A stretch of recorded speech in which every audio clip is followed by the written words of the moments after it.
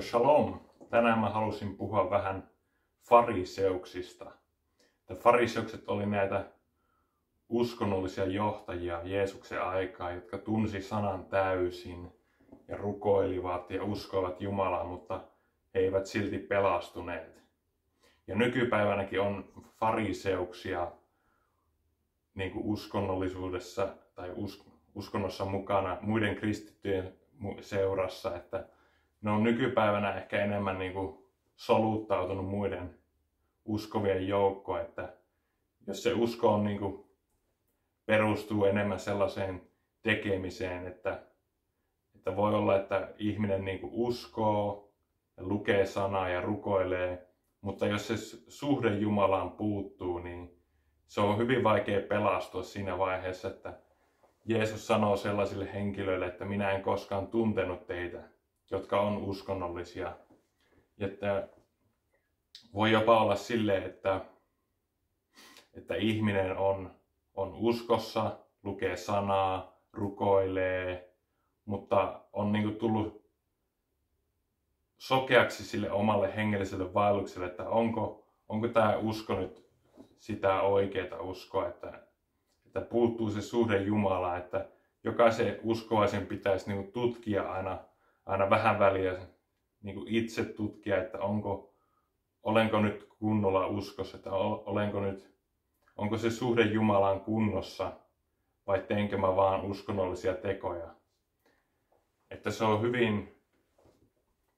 hyvin vaikea, kun sitä ei oikein muut näe, kun se uskonnollisuus tai se usko näyttää ulospäin tosi hyvältä, että voi olla ihminen, joka tosiaan lukee sanaa, rukoilee, tekee näitä tekoja, palvelee Jumalaa.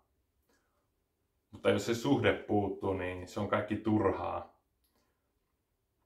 Toki siinä herää sitten kysymys, että miten kukaan voi pelastua ylipäänsä, että pitääkö oikeasti olla se usko tai se suhde Jumalaan.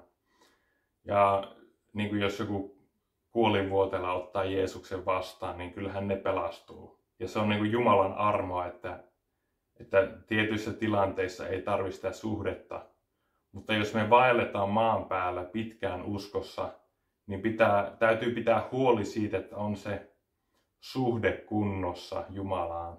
Että usko ei ole vaan sitä semmoista rutiinia tai tekemistä tai mitään sellaista, että se suhde on se tärkein asia uskossa. No miten sitten se suhde, miten sen suhteen voi muodostaa? No rukouksen kautta tietenkin se lähtee alkujaan niin kuin alussa rukouksen kautta, että voi niin kuin rukoilla ihan vaan sitä läheistä suhdetta Jumalaan ja silleen, että se pitää itse, kyllä Jumala tosiaan kutsuu, niin kuin, jos on joku tämmöinen ihminen, joka on tullut sokeaksi sille omalle vaellukselle, että lukee sanaa, rukoilee, mutta ei ole sitä suhdetta. Että kyllä Jumala niin kuin aktiivisesti kutsuu sellaista ihmistä siihen läheiseen suhteeseen, mutta se pitää itse tehdä se päätös, että haluaa sen läheisen suhteen Jumalaan. Ja pelastumista ei koskaan pitäisi niin kuin pitää itsestäänselvyytenä, vaan aina pitäisi niin kuin tutkia itseään, tutkia sitä omaa, niin kuin tarkkailla sitä omaa vaellusta, että onko se nyt ihan oikein, että pysyy se suhde. Ja se suhde tosiaan lähtee just tästä rukouksesta se alkaa ja sitten se alkaa täytyy puhua, keskustella Jumalan kanssa, vuoropuhelua, että mitä sinä Jumala haluat minusta, mitä minä voin tehdä. Niin kuin Jeesus, minä haluan läheisen suhteen sinun kanssasi. Jeesus, minä haluan sinut, minä haluan oppia tuntemaan sinut paremmin. Minä haluan sen läheisen suhteen sinun kanssasi. Ja tosiaan voi rukoilla vapautumista uskonnollisuuden hengestä, se kannattaa. Uskonnollisuus on nykyään tosiaan tosi semmoinen ovela, että vihollinen on tosi ovelasti onnistunut sen uskonnollisuuden tuomaan nykykristillisyyteen. että sitä ei välttämättä edes huomaa. Että se oli silloin fariseusten aikaa, se oli paljon selkeämpi, että okei, tämä on nyt tämmöinen fariseus. Tai no, ehkä silloinkaan ihmiset ei välttämättä erottanut, koska ne oli ulkokultaisia ne fariseukset, niin ne näytti tosi hyvältä ulospäin, mutta Jeesus näki niistä läpi, että ne on käytännössä saatanan sikiöitä, niin kuin Herra sanoo, Jeesus sanoo. Että joo, kannattaa tosiaan tutkia sitä omaa hengellistä vaellusta jatkuvasti ja rukoilla sitä läheistä suhdetta ja keskustella Jumalan kanssa näistä asioista. Että ei pidä itsestäänselvyytenä sitä taivaspaikkaa, vaan pysy siinä läheisessä suhteessa pois kaikesta uskonnollisuudesta.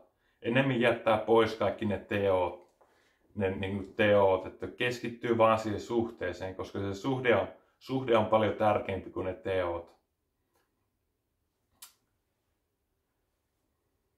Joo, Isä, minä rukoilen, minä pyydän, että sinä kosketat kaikkia katsojia ja Isä, minä pyydän, että sinä annat heille kaikille läheisen suhteen sinuun Jeesuksen nimessä ja Isä, anna heille ilmestystä sinusta, vedä heitä lähemmäs sinuun ja auta heitä pääsemään eroon uskonnollisuudesta, auta heitä pääsemään läheiseen suhteeseen sinun kanssasi Jeesuksen nimessä, aamen.